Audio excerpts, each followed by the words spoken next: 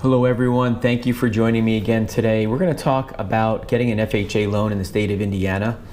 Now, one of the things that you need to realize is that FHA guidelines are the same for every state. So what you should expect would be to be able to fully document your income, whether you are a W-2 wage earner, self-employed, if you are receiving assistance,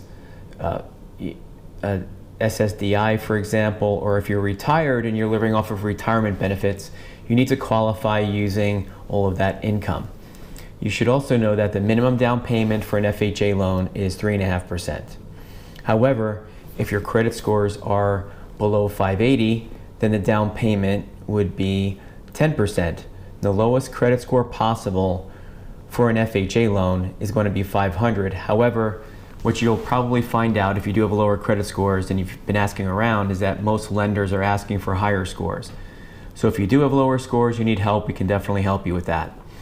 Now, I mentioned down payment. So the other thing that you can do is you can find down payment assistance in your area. And on our webpage, if you're not watching this video on our website, you can navigate over to FHALenders.com, and I'm listing the link down below in the first pinned comments and also the description, where we do list a couple of the down payment assistance programs that are available in Indiana. However, if your credit scores are, say, 620 to 640 or better, we do have an opportunity to provide you with the down payment assistance all combined with your mortgage from the lender, which makes it a lot easier and one stop, and you can get your mortgage done and the down payment assistance together.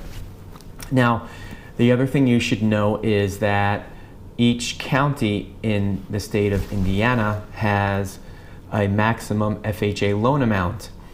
Now, each county, however, happens to have the same maximum loan amount in the state of Indiana. In other states, the maximum loan amount will vary by county, but in your state, it's the same.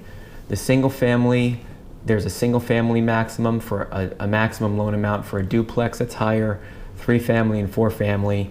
You can borrow more as you increase in size and number of units of the property you're buying. However, you still do need to qualify for the mortgage. Now, the other thing is that let's continue to talk about credit. So we can do this with low credit scores. If you have a bankruptcy, let's say you have a recent Chapter 7, you usually need to wait 2 years. If you have reason to believe that you should be granted an exception to the 2-year waiting period because you had some extraordinary circumstances that resulted in your bankruptcy, then you can check with us and we may be able to get an exception so you don't have to wait 2 years. If you've had a Chapter 13, we can do this for you after you've made just 12 on-time Chapter 13 bankruptcy payments. So you don't have to wait for that one either. Another thing you should know is in the state of Indiana, you can potentially apply for the 203K rehab loan, which will allow you to purchase or refinance a home and borrow the money needed to do some rehab.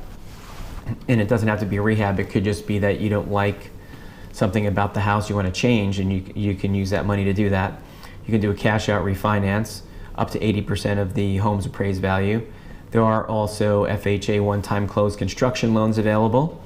If you're looking to build your house, purchase a lot and build your house, you can do that all with one FHA loan.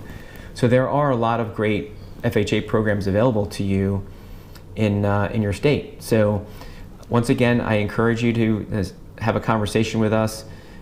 Visit the link down below in the first pinned comments and also the description. We'll help you to get pre-approved so you can at least know what your price point is, and you can provide that pre-approval letter to your real estate agent if you're purchasing.